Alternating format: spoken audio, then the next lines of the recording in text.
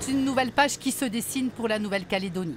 Un accord historique trouvé tôt ce matin par l'ensemble des partis en région parisienne.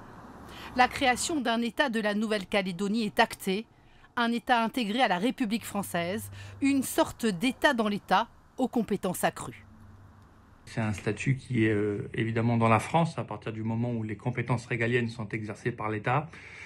On est très satisfait aussi d'avoir évité d'organiser un nouveau référendum couperet.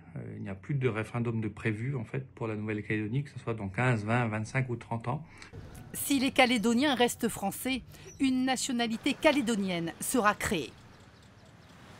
Nous avons consenti à ce qu'il y ait à côté de la nationalité française qui persiste pour tous les Calédoniens, une nationalité calédonienne.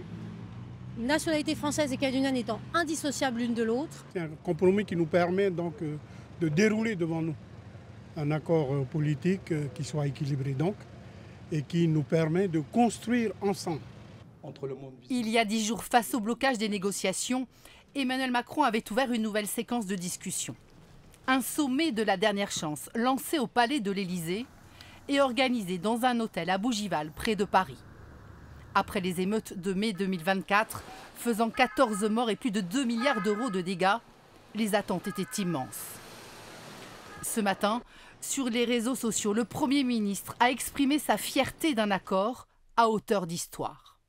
De son côté, Manuel Valls salue un engagement majeur, fruit d'un long travail de négociation.